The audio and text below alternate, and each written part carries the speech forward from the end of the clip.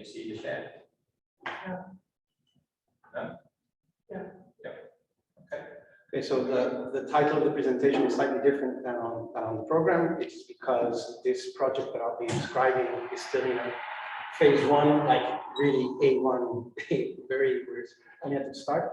So the ideas are very much work in progress. Okay, so I'll be, first of all, I want to appreciate the organizers for the invitation and our colleagues from Latvia for coming over for a very inspiring keynote speech.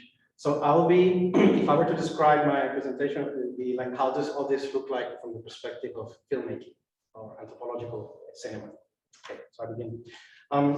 David McDougall and Lucian Taylor accept the critique that the cinematic medium does not have the capability to communicate the logocentric knowledge associated with the modern humanities project. Cinema, they argue, is rather generated through a series of physical activities in real time. For anthropologists, the filmmaking process is scheduled within the period of participant observation, a period which is mediated and rendered by the filmmaking technology. The intended result is an audiovisual experience rather than a scientific report.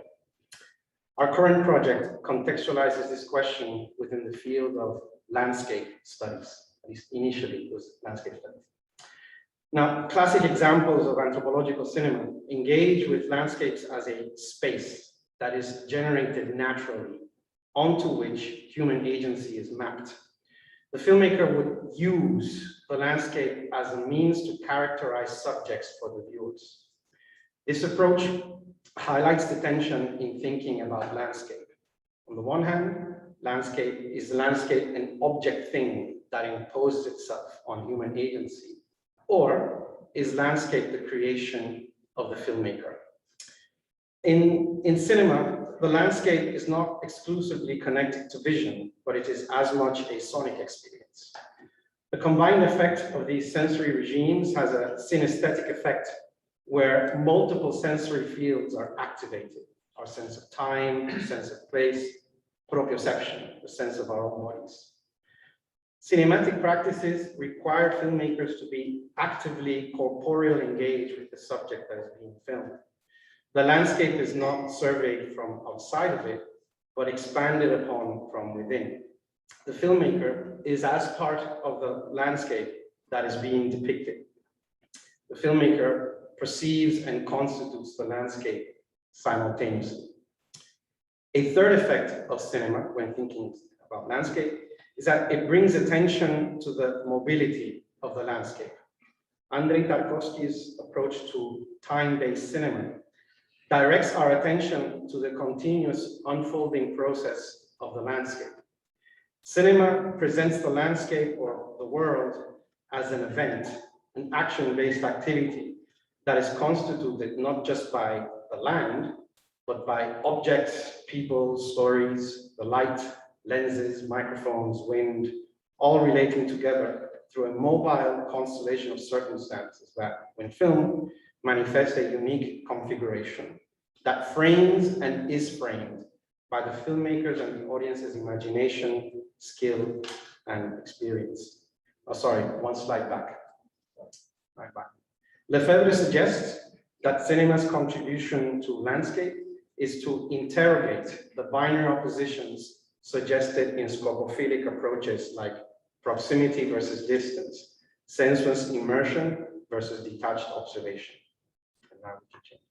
For montage theorist Sergei Einstein, images have a tactility, a materiality, a pigment, which communicate a sense of space and shape when placed in relation and opposition to other images.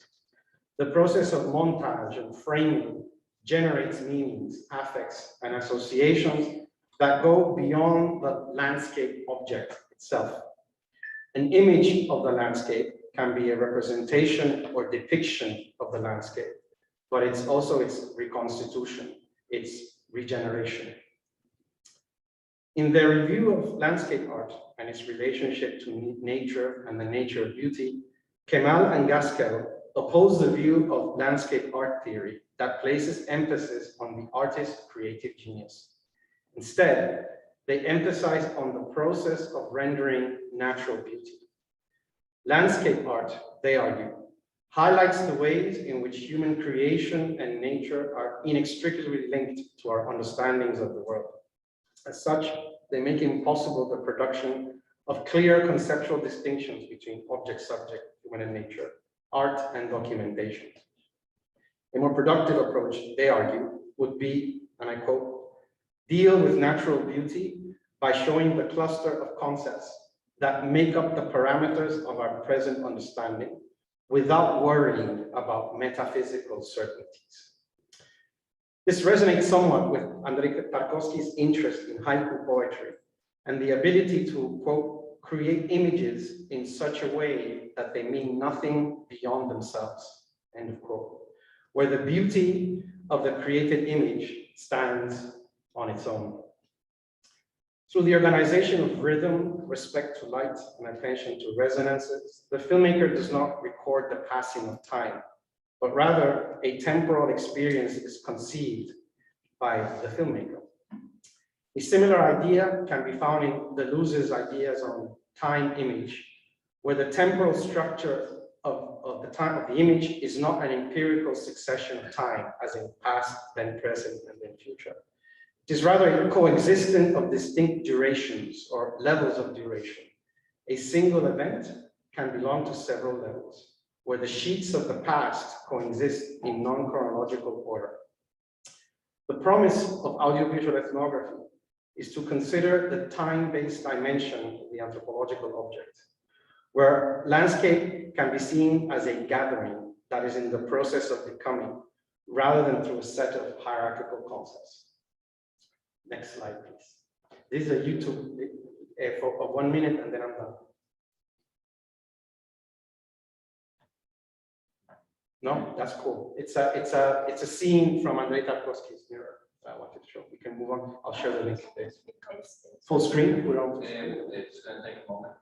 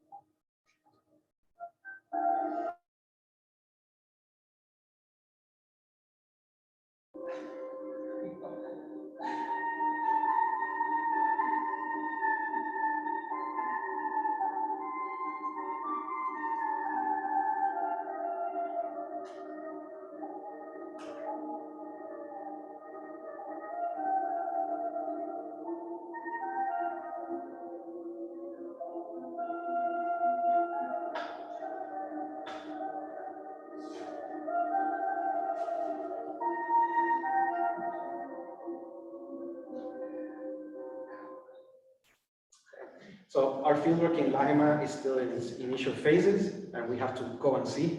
What I presented today is a summary of the broad directions that we are referencing at the moment.